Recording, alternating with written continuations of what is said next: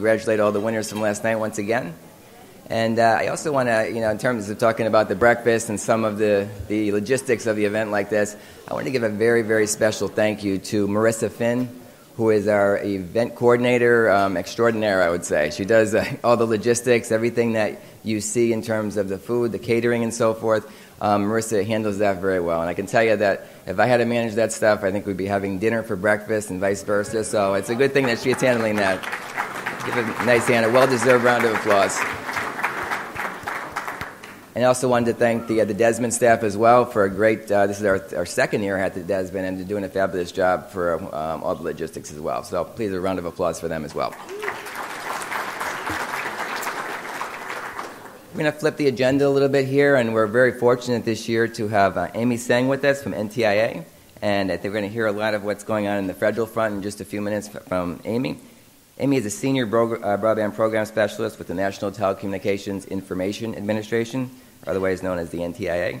Her policy and stakeholder engagement work focuses on furthering broadband access and adoption in unserved and underserved disadvantaged communities in the United States.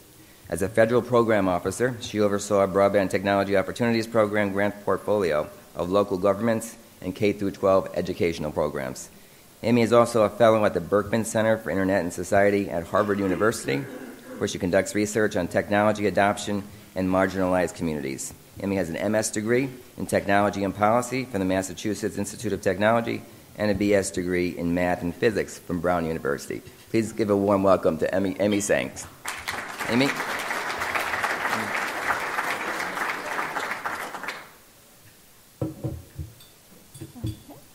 Great. Thank you so much for having me this morning. It's great to be out in the field, so to speak. As David mentioned, I work for NTIA. I've been with NTIA since 2009, actually from the beginning pretty much of the BTOP program. I helped design the due diligence process and then have stayed on as a program officer and has stayed on as we've moved on to our new initiatives. I'm going to speak about NTI's work to promote broadband deployment, access, and use in communities throughout the U.S., including our past initiatives of BTOP and our current initiatives, BroadbandUSA and the Broadband Opportunity Council.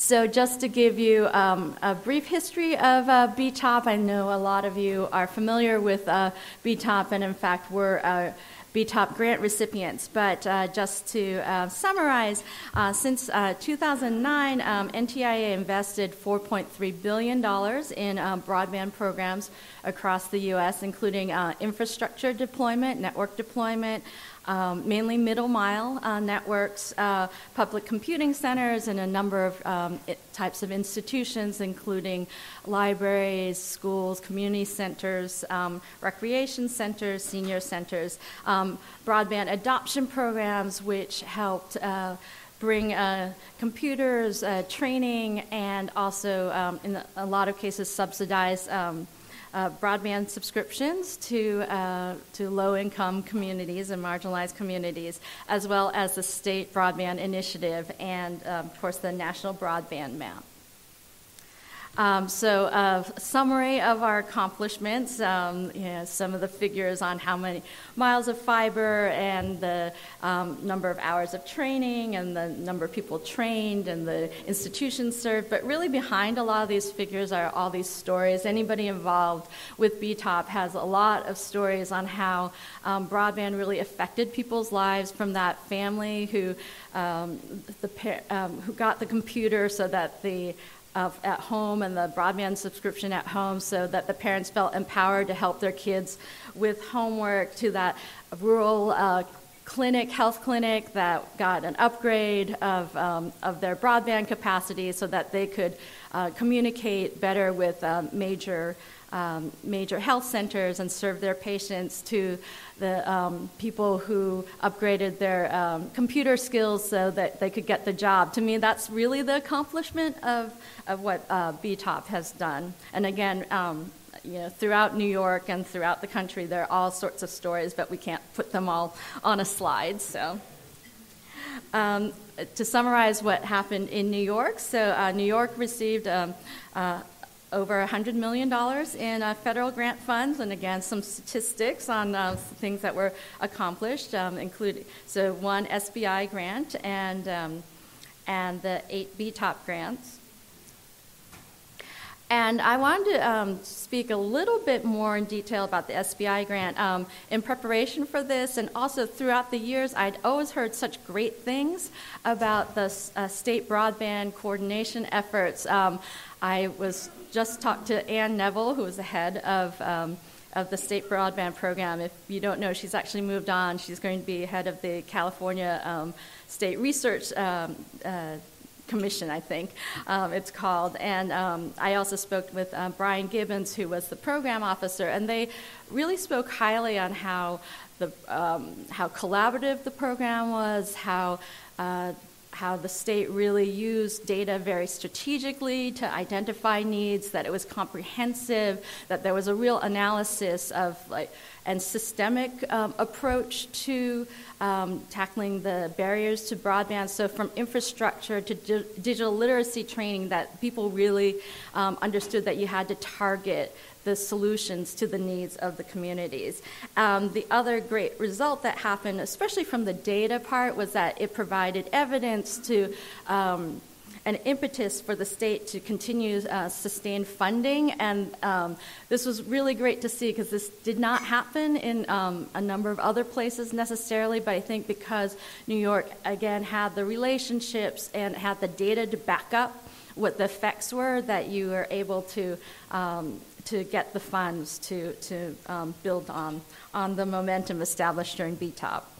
So another thing that was highlighted was the comprehensive digital literacy training program in partnership with the New York libraries, and really embedding trainers throughout the library system across the state, and having a standardized curriculum, but also having people really located in, librarians located in communities who really understood the community needs, but were trained to provide the digital literacy training. Really, libraries and librarians oftentimes find themselves at the front line. You know, how do I look this up? How do I find a job online? They really end up being the ones that field a lot of these questions. So the fact that the state made the effort to really train them and make sure that there was that resource in all the libraries was really innovative, actually, in its way. People think of technology being innovative, but this is, I think about how, people being innovative. I heard actually that a delegation from Puerto Rico came up to see this as a model, and I was very impressed that they came. They came to Albany to and I don't know what time of year. If it was winter, I would be especially impressed. But okay. All right.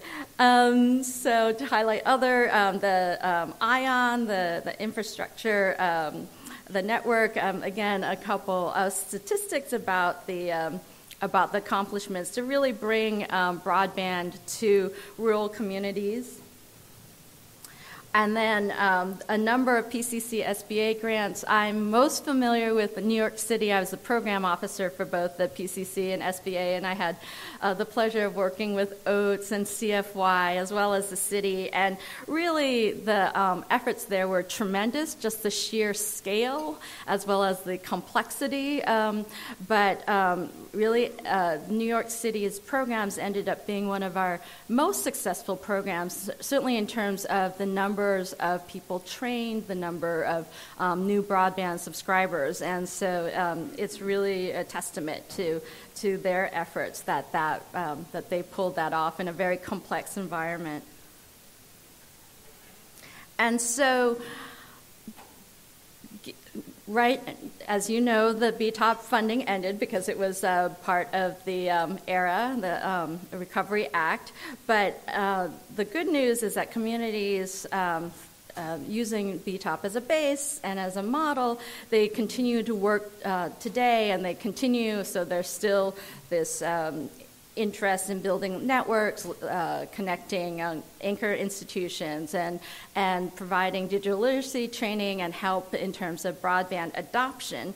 So, seeing this, basically the NTIA management after the BTOP grant, well, it's not quite ended. There's still a couple open grants, but pretty much ended. They really wanted to keep building upon what was done before, and so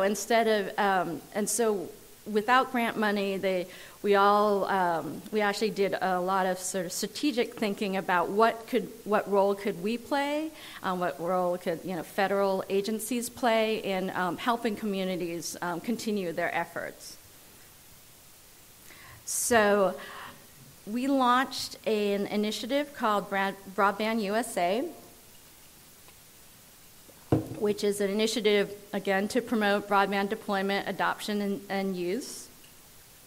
And what we are doing is we're trying to help communities through technical support, engaging with them, and coordinating. So we're providing technical assistance to communities that are undertaking broadband projects, and this ranges from, again, infrastructure, planning, adoption programs, digital literacy training programs, public computing, across the wide gamut. We're meeting one-on-one. I'm meeting with a lot of cities recently. A lot of cities a lot of communities after the BTOP are going through another iteration of their planning process. We're also providing tools and content to help people. We're trying to amass the best practices and gather solutions that we saw that worked in BTOP. We're going to be launching a series of webinars. So we're really trying to engage and use the knowledge that we gained from all of you during BTOP and disseminate that back out into the field. We're also bringing together stakeholders, actually in meetings similar. This should sound familiar because this sounds like the work that the state is trying to do, to local communities in the state we're trying to do, across the country. So workshops and events, we're hosting a number of regional workshops.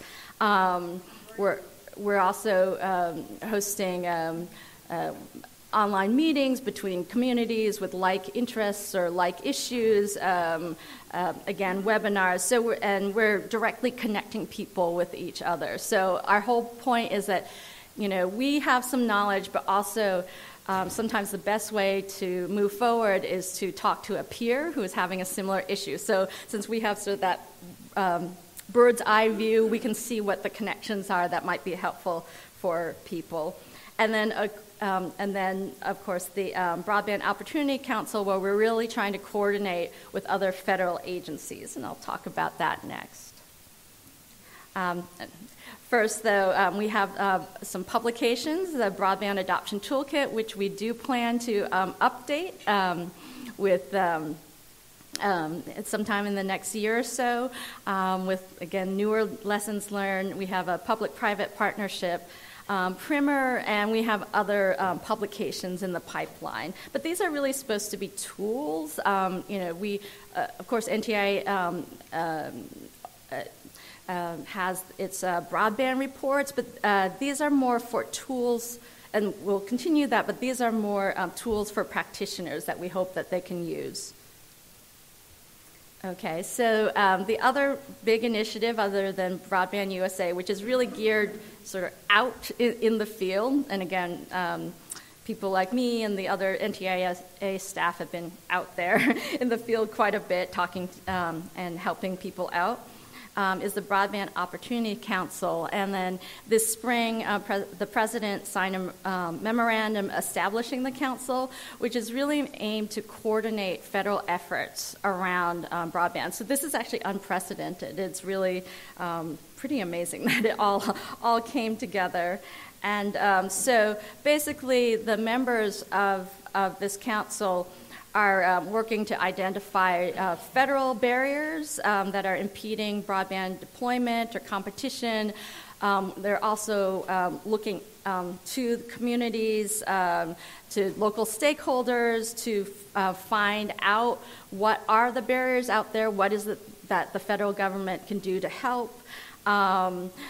Also surveying programs, whether they're grant programs or different programs within the federal government that could actually be used or modified to support broadband competition, deployment, or adoption, and then come out with a list of recommendations on actions that agencies can take to remove the barriers and align programs to increase broadband out there. And so examples might be a grant program clarifying grant rules that, for example, that computers and training can be an allowable expense. So it could be something as little as that, and then straightening, addressing barriers around rights of ways. I mean, there's just it's really open. It's like broadband writ large, basically, that they're tackling. So just to give you an idea of the composition of this, these are the, oops, sorry.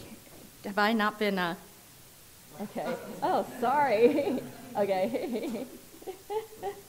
So these are the agencies. I have it on my computer, and I have not been advancing the slides. Sorry about that. These are the agencies that are involved. NTIA is co-chairing it with the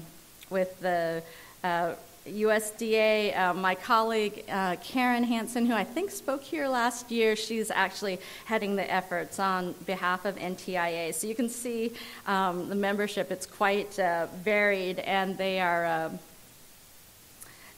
are meeting regularly and to discuss all these issues. And they also, so as an initial step, the federal agencies responded to a survey. We surveyed about their programs that they have that they thought could support broadband, and also specific policies and rules regarding broadband.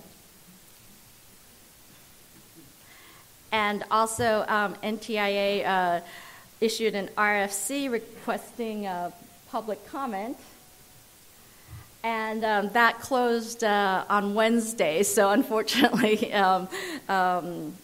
though you can always send comments to me, and I can see if they can get in. But these comments will be used to draft a final report to the president. And again, if you and these are the topics that we requested comments on.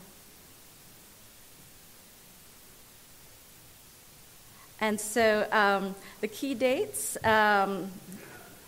is that basically we will, we conducted the surveys, we're pulling in the comments, and then we are writing a report, basically, which is due at the end of the summer, that summarizes these findings and make concrete recommendations. So.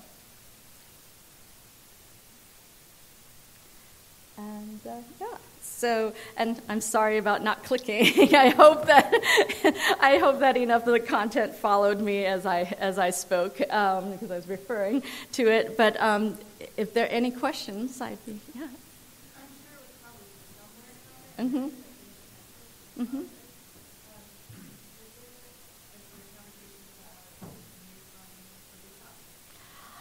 Mm-hmm. Let's just say they're conversations, but there's nothing, and also given the timing of where we are in the administration, so yeah.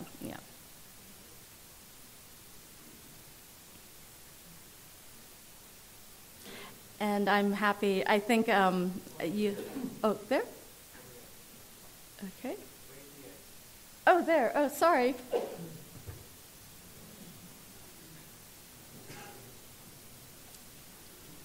Hi, Emmy. It's John Wendhausen with the Shelby Coalition. Hi. 2 quick questions, if I may. Sure. One is that, is the Broadband Opportunity Council going to continue its work after you write the report?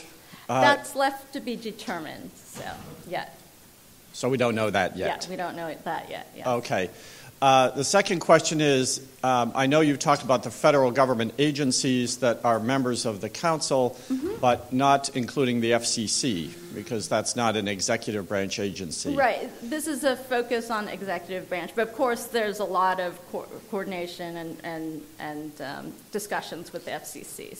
So that actually leads to my question. Is it possible that the Broadband Opportunity Council and its report could issue some recommendations to the FCC formally about ways that it can enhance its broadband programs? NTIA used to do that as the president's spokesperson, spokes agency, to recommend policies to the FCC, so I wondered if that was under consideration. I think everything's under consideration, so yeah. Okay.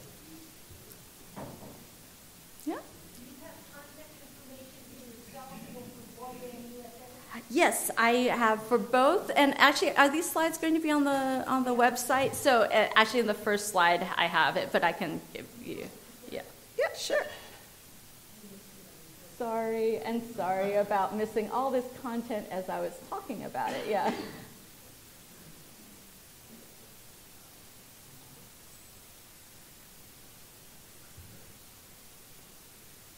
feel like I could do over, yeah.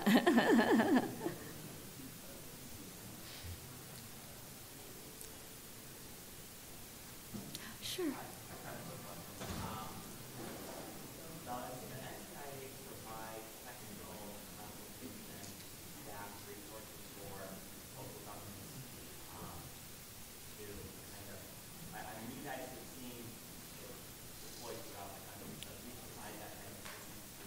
Yes. In fact, that's the main focus of our technical assistance is, for now, we've gotten a lot of interest from local governments in terms of getting advice and getting models and being a sounding board to what people's planning processes are. So yes, definitely contact me and I can help arrange that. So. All right, thank you.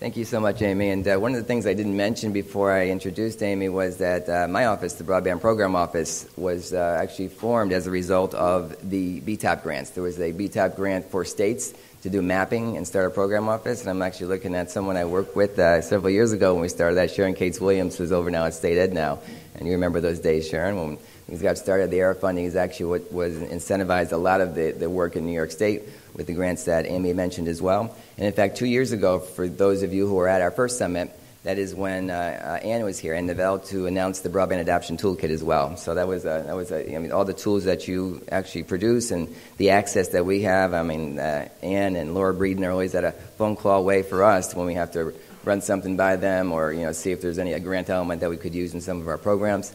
And the other piece that Amy mentioned that's very helpful to us is the best practices sharing and meeting with other state representatives, other state broadband leaders, just to share some of those stories, the lessons learned and so forth. They're invaluable. And I know that continues today, and that's very useful when we have those meetings as well, just to kind of share those stories. One of the other common elements with very successful projects that we've seen, and certainly a common element of our Broadband Award winners last night, is really elected leader engagement and having the stakeholders, local leaders, having everybody at the table. And time again, we've seen that with projects across the state in every area. I wanted to acknowledge Congressman Chris Gibson, who has been invaluable to our office in terms of actually forming these groups, putting them together. Ann Miller, her district office coordinator, Ann Miller, is here today, and I want to just acknowledge her as well and thank her for all her efforts and all her help. We're also very fortunate. Please, well-deserved. And events like this and many of the other ones we went to as well really is that time we put in some time for networking and so forth, and that is really the important part as well, a very important part to this, as well as the sessions and of course all our speakers as well, is to have that networking, the opportunity to actually work with our local leaders, county executives. We work with NISAC and so forth, and that has been tremendously valuable over the years. We're very fortunate today to have with us one of those elected leaders who's been very engaged. Actually, the mayor of the city of Albany, our host city here, is with us today, and we're very fortunate for that. Kathy Sheehan became Albany's 75th mayor on January 1st, 2014. She committed to efficient and responsive government that incorporates diverse community voices. In her first year in office, she spearheaded major challenges, including budget savings, the launch of an overhaul to the city's outdated zoning code, a renewal of Albany's parks, and the transformation of the city's downtown into a new urban neighborhood. Mayor Sheehan has a bachelor's degree in journalism. She also attended Albany Law School on an academic scholarship, graduating magna cum laude in 1994. Please help me welcome Mayor Kathy Sheehan.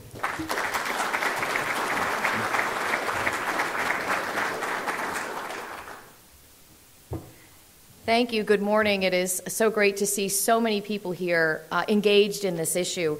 And I want to thank Governor Cuomo for his efforts and his commitment to broadband, and not just talking the talk, but providing actual funding, a $500 million infusion of government funding that we hope and we expect and is designed to make low-cost, high-speed broadband a reality across the state. And matching that investment in the private sector is key as well. And I want to thank the New York State Broadband Program Office for putting this conference together, where everybody can come and talk about the issues that impact us. And this is a true competitiveness issue for not only municipalities like the city of Albany, but for our entire state. In my generation and when I was growing up, we moved a lot. My father worked for the same company, but when they said, Jim, we need you to go fix the office in Louisville, or Jim, we need you to go start up the new office in St. Louis, my dad packed up 6 kids and my mom, and we moved. You went where the work was. But today, people are deciding where they are going to live, and then they're figuring out what they're going to do. They're taking their big ideas and they're saying, I can do this anywhere, and I'm going to choose where I want to do it. And so we are in a global competition for people, to attract people and then to keep the people that we have right here in this state, which has one of the greatest university systems, not in this country, but in the world. And so as we look at broadband and as we look at what we are going to invest in our state, this to me is a critical issue and a critical time for us to ensure that we're making the right investments and the right moves for our economic future. And I know that yesterday there was a lot of participation and talk about the issues of access to broadband in rural areas, which is key and is very important. We are seeing now through the regional economic development councils how linked we really are. Albany County has the city of Albany, but we have rural areas as well. And as you look at our region and our Capital Region Economic Development Council, we are linking more and more with the farmers, with the food to table initiatives, and with the initiatives that we have going on in Albany with cideries and with new small businesses and micro businesses. We're seeing how linked we really are, and how if we can be better linked with our rural areas, we can really strengthen our entire economy for the region. But in the city of Albany, we have broadband. That's not the issue. We have broadband. The challenge is the speed of that broadband and the affordability. And the affordability piece of that is the equity piece of it. When I came into office, I asked a group of people to serve on a transition team and provide me with a report about where we are and where we need to go in many areas of city government, from public safety to economic development to community development. And one of the recommendations of that report was that we have to set a goal of obtaining ubiquitous, high-speed internet access for every home and business.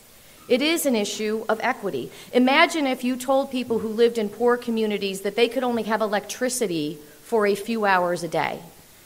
Broadband access is becoming more and more a need, not just a want.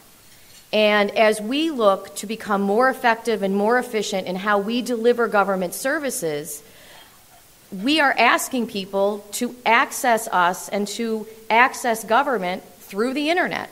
If we don't provide access to the internet for our residents, then they are really being cut out of a tremendous amount of opportunity and growth and the ability for them to succeed both academically, in business, and in making sure that they are an integral part of our community and our decision making. So if we don't have affordable broadband and high speed, we really are at risk of being left behind. And jobs will relocate to regions where there's high speed, we know that, and people want to live where they're going to have access to what is, for our society today, it's, again, as all of you know, it's a need. It's like water, it's like electricity, it's like phone access. This high-speed broadband access is a need, and we have to do it. And the folks in this room are aware of that gap and are working to close that gap. So one of the goals of my administration in what we're looking to do, which is to unleash the potential of the great city of Albany, is to ensure that broadband access is a key component of being able to do that. So if we're going to update City Hall, we're still using a IT system that was purchased in 1998. So we have a lot of work to do on our end, but as we do that, and we are making that investment, and we have great leadership who is leading the charge on that investment, we have to make sure that the rest of the city is ready to engage, and that we do that in a way that is equitable. So we are committed to working with all of the partners that are available to us, because New York State does get it. I think the federal government does get it. This is a key and important issue. And we are working right now with stakeholders in the Albany community, because we know that if we can link with our residents, our schools, our institutions of higher learning, our healthcare institutions, in Albany we're in pretty good shape, that we have some really strong institutions here that can be our partners in this. We're identifying and evaluating the need, right? So let's not fix a problem let's fix the right problem. So we started this effort, and we jumped in, and people had these great ideas, and then somebody in the room stepped back and said, well, why don't we make sure that we understand exactly what the barriers are to access to broadband? So we're taking a look at that, and we're leading ahead. We're working with the Next Century Cities Initiative, and I know you're going to be hearing from them later today. And we're looking at what those obstacles are so that we can partner with our state and with the federal government so that we're all making the right investment of our tax dollars in order to ensure that we are not only providing broadband across the state. It's one thing to have it available, but that we're making sure that it is truly accessible in a way that is equitable, in a way that is fair, and in a way that is going to move our state forward. So while I represent the city of Albany, and I am fearlessly committed to leading the charge for getting what the resources that we need in our city for our city to succeed, I know, based on my conversations with mayors across the state, with supervisors across the state, urban, rural, villages, towns, that we really do all have the same goals, the same desires, the same needs, and the work that you are doing is incredibly important to us and to your entire state. So thank you so much for being here, and thank you for leading the charge, continuing this conversation. I have never been more hopeful that we are going to get this right. Thank you.